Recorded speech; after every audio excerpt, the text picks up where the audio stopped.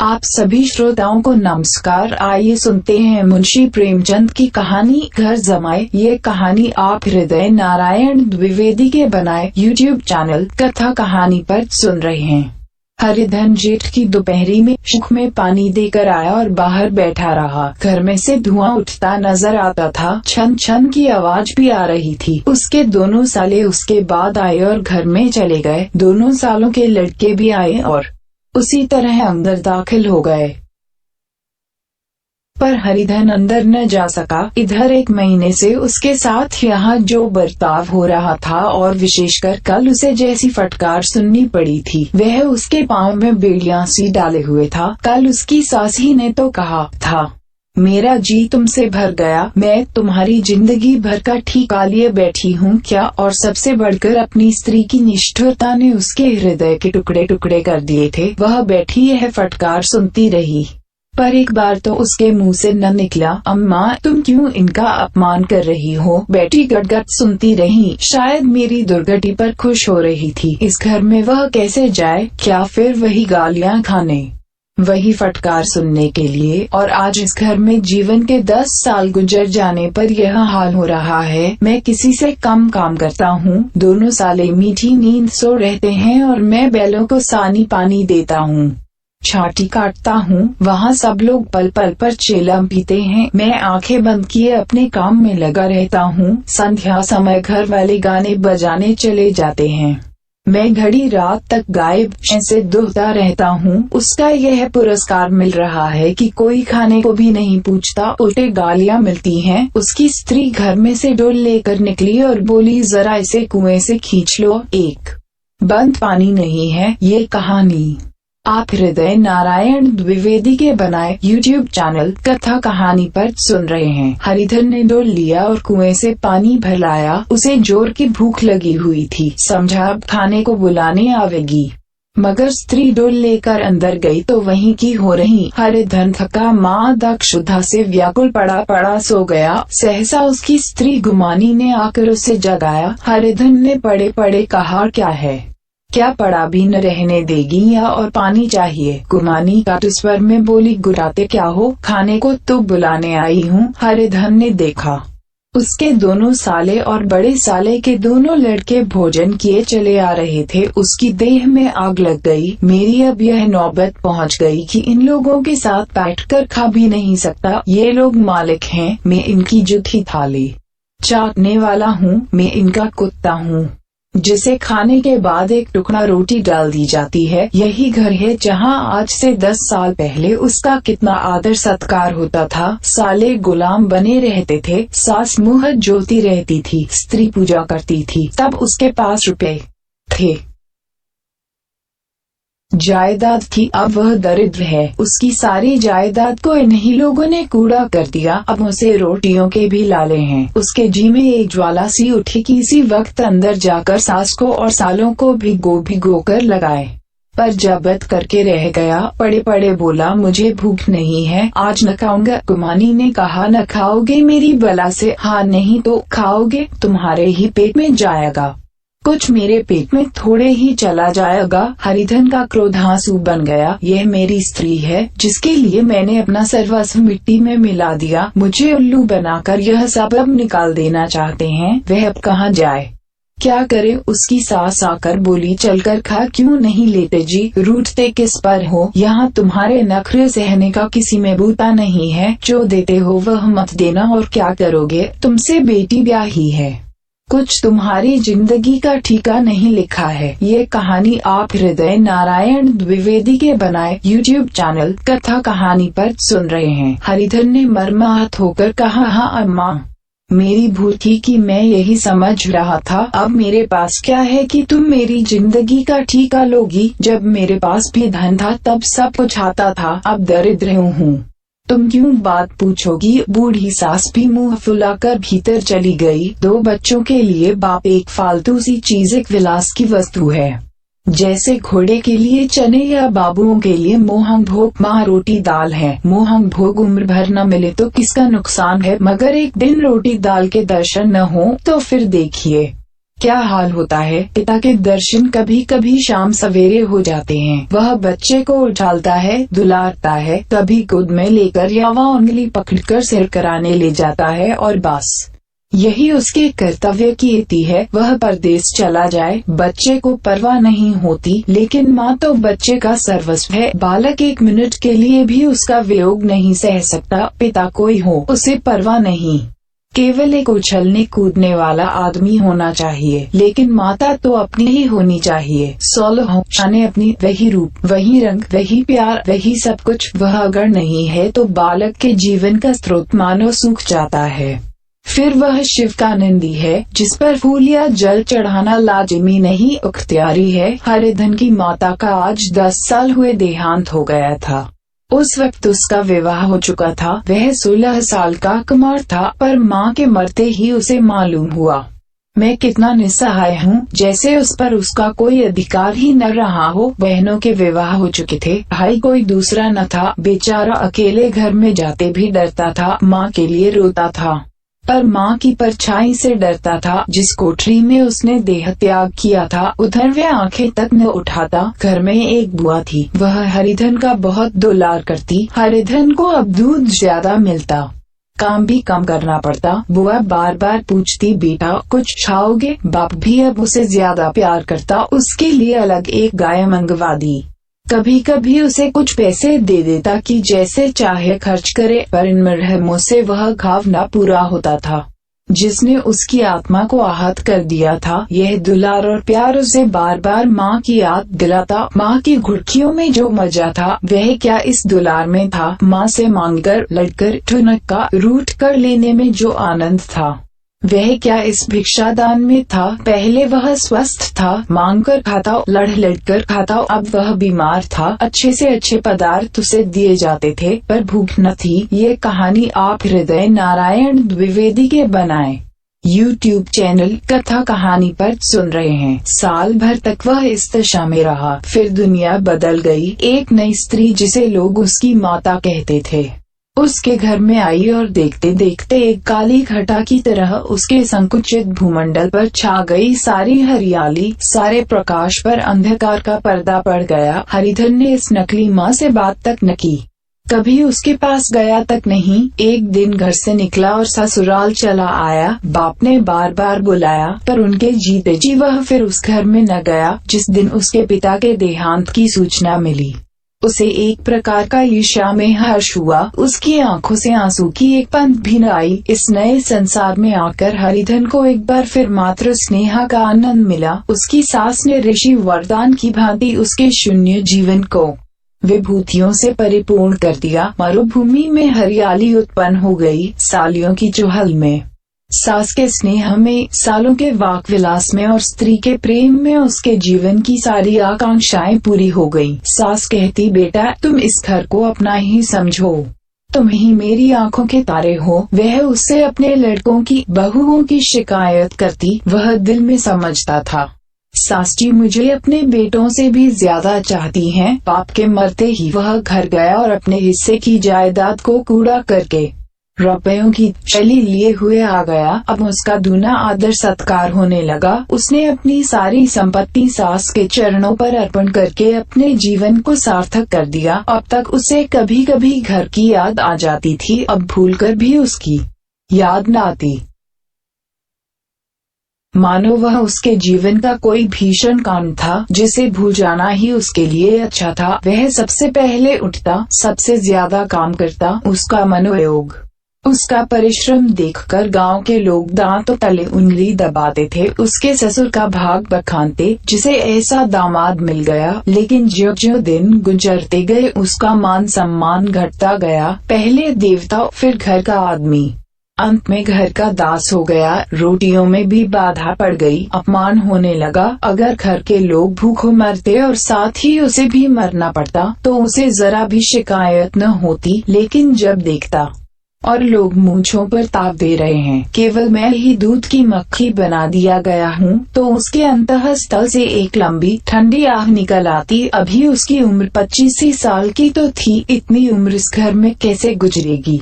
और तो और उसकी स्त्री ने भी आंखें फेर ली। यह उस विपत्ति का सबसे क्रूर दृश्य था। ये कहानी आप हृदय नारायण द्विवेदी के बनाए YouTube चैनल कथा कहानी पर सुन रहे हैं। 3 हरिधर तो उधर भूखा प्यासा चिंता दाह में जल रहा था।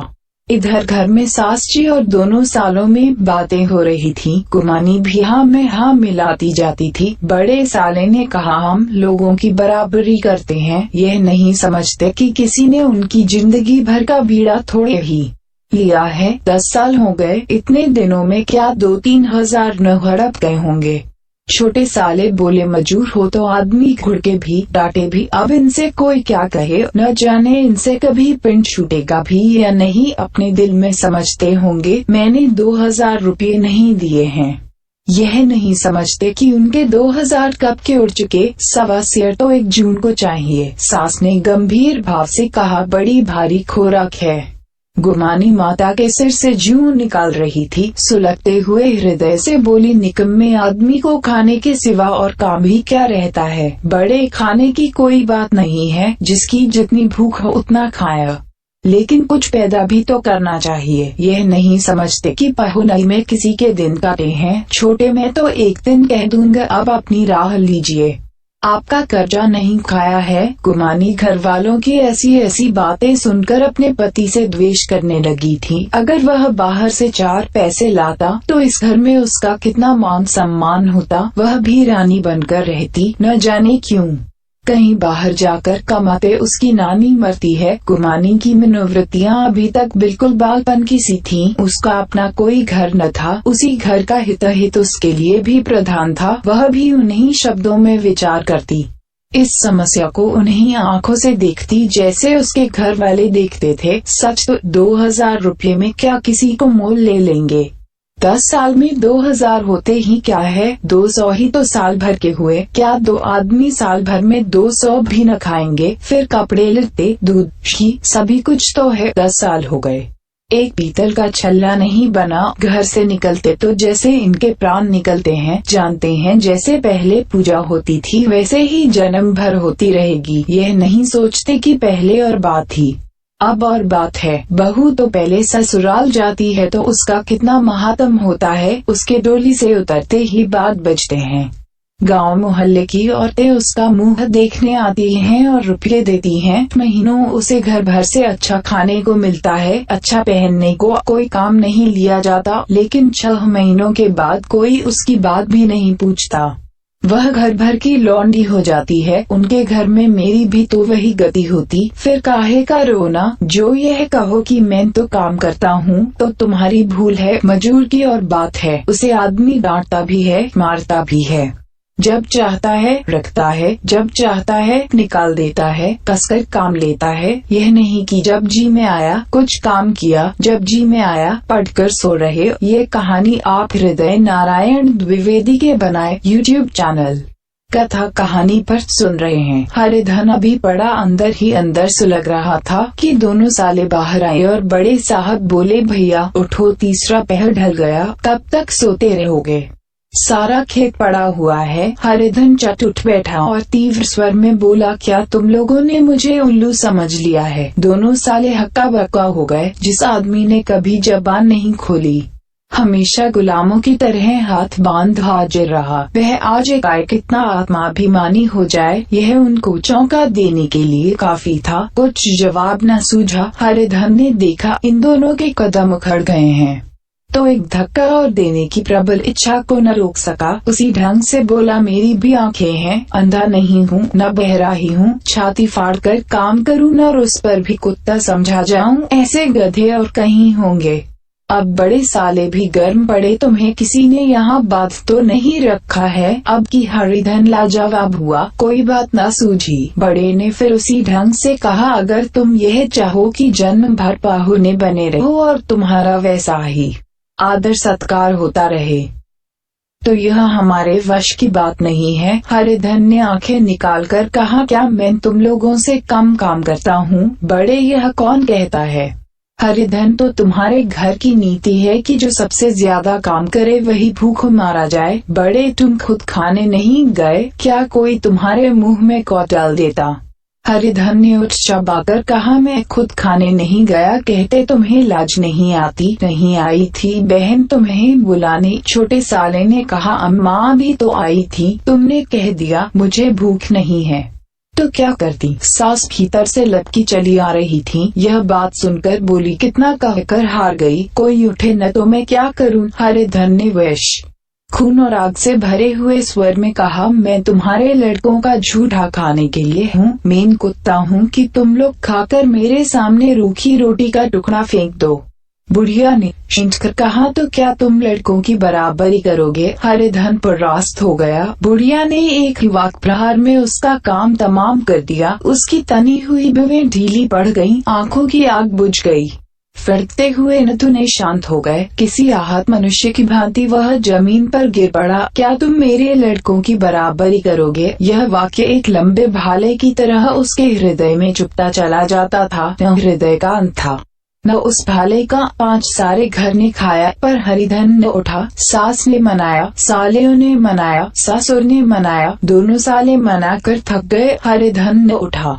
वहीं द्वार पर एक टाट पर पड़ा था, उसे उठाकर सबसे अलग कुएं पर ले गया और जगत पर बिछाकर पड़ा रहा। रात भीग चुकी थी। अनंत प्रकाश में उज्ज्वल तारे बालकों की भांति क्रीड़ा कर रहे थे। कोई नाचता था, कोई उछलता था, कोई हंसता था, कोई आंखें भींच कर फिर खोल देता। कोई साहसी बालक सपाट भरकर एक पल में उस विस्तृत क्षेत्र को पार कर लेता था और न जाने कहां छिप जाता था। हरिधन को अपना बचपन याद आया, जब वह भी इसी तरह क्रीड़ा करता था। उसकी बाल स्मृतियां उन्हीं चमकीले तारों की भांति प्रज्वलित हो गई। वह अपना छोटा सा घर, वह आम के बाग जहाँ वह केरियां चुना करता था, वह मैदान जहाँ वह कबड्डी खेला करता था, सब उसे याद आने लगे। फिर अपनी स्नेहमयी माता की सदैव मूर्ति उसके सामने खड़ी हो गई। उन आंखों में कितनी करुणा थी, कितनी दया थी। उसे ऐसा जान पड़ा मानो माता आंखों में आंसू भरे उसे छाती से लगा लेने के लिए हाथ फैलाए उसकी ओर चली आ रही है। वह उस मधुर भावना में अपने को भूल गया। ऐसा जान पड़ा मानो माता ने उसे छाती से लगा लिया है और उसके सिर पर हाथ फेर रही है। वह रोने लगा,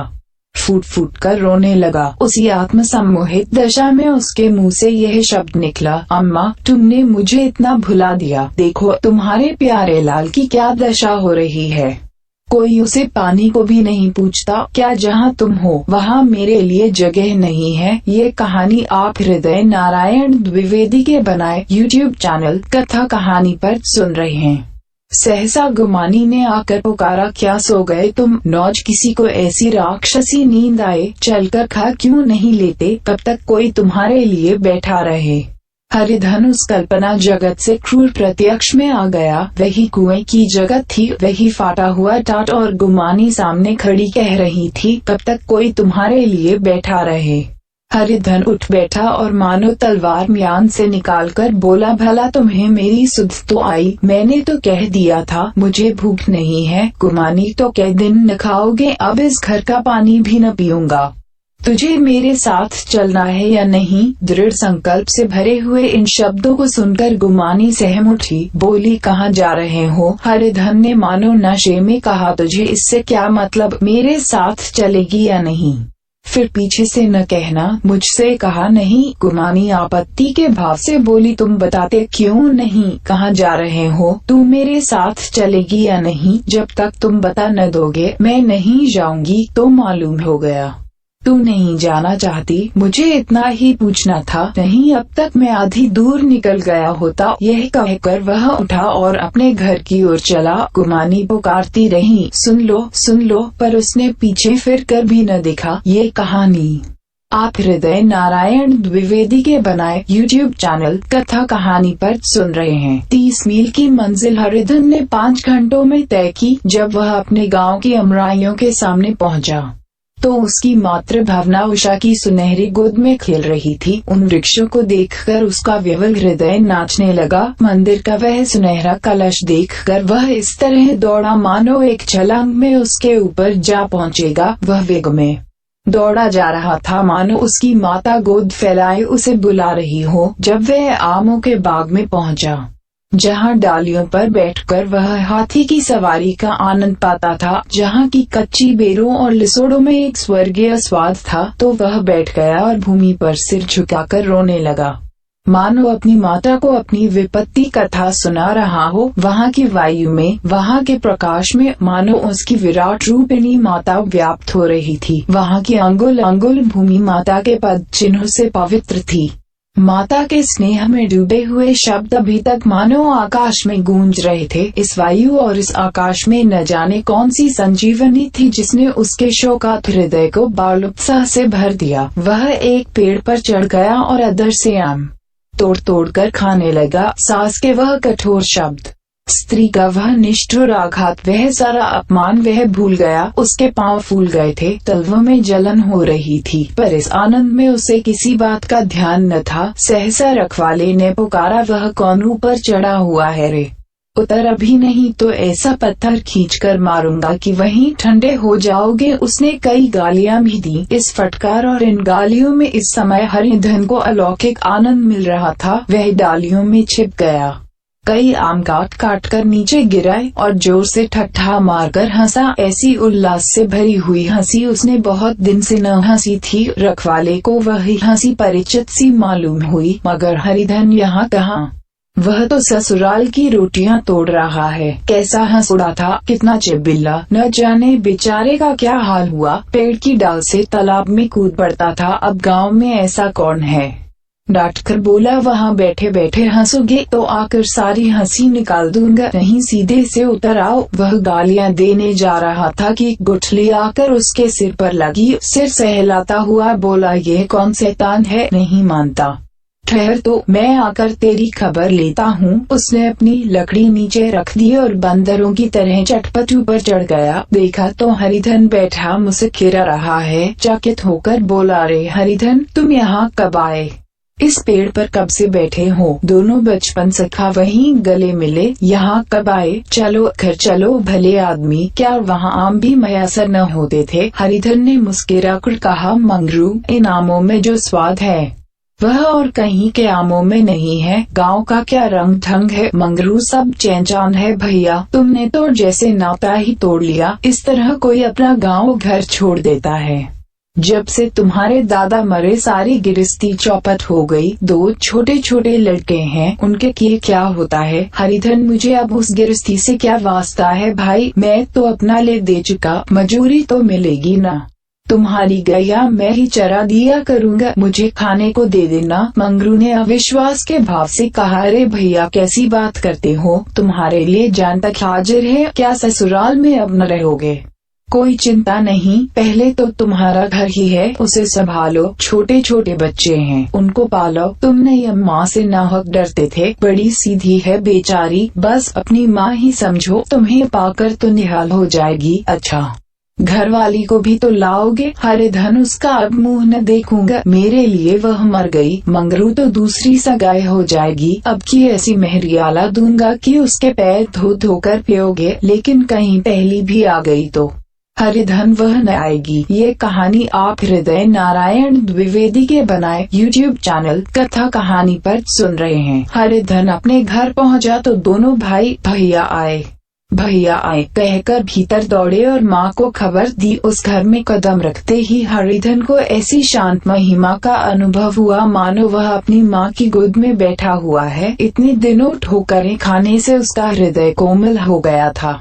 जहाँ पहले अभिमान था, आग्रह था, हेकड़ी थी, वहाँ अब निराशा थी, पराजति और याचना थी। बीमारी का जोर कम हो चला था, अब उस पर मामूली दवा भी असर कर सकती थी। किले की दीवारें छिद चुकी थीं, अब उसमें घुस जाना असह्य न था। वही घर जिससे वह एक दिन विरक्त हो गया था, अब गोद फैलाए उसे आश्रय देने को तैयार था। हरिधन का निरवलंबन मन यह आश्रय पाकर मानो तृप्त हो गया। शाम को विमाता ने कहा, बेटा तुम घर आ गए, हमारे धन भाग, अब इन बच्चों को पालो। माँ का नाता न सही, बाप का नाता तो है ही, मुझे एक रोटी दे देना, खाकर एक कोने में पड़ी रहूंगी। तुम्हारी अम्मा से मेरा बहन का नाता है, उस नाते से भी तो तुम मेरे लड़के होते हो। हरिधन की मात्र विह्वल आंखों को वे माता के रूप में अपनी माता के दर्शन हुए। घर के एक एक कोने में मात्र स्मृतियों की छटा चांदनी की भांति छिटकी हुई थी। वे माता का प्रौढ़ मुखमंडल भी उसी छटा से रंजित था। दूसरे दिन हरिधन फिर कंधे पर हल रखकर खेत को चला। उसके मुख पर उल्लास था और आंखों में गर्व। वह अब किसी का आश्रित नहीं, आश्रयदाता था। किसी के द्वार का भिक्षुक नहीं, घर का रक्षक था। एक दिन उसने सुना कुमानी ने दूसरा घर कर लिया। माँ से बोला, तुमने सुना काकी, कुमानी ने घर कर लिया। काकी ने कहा, घर क्या कर लेगी, ठट्ठा है।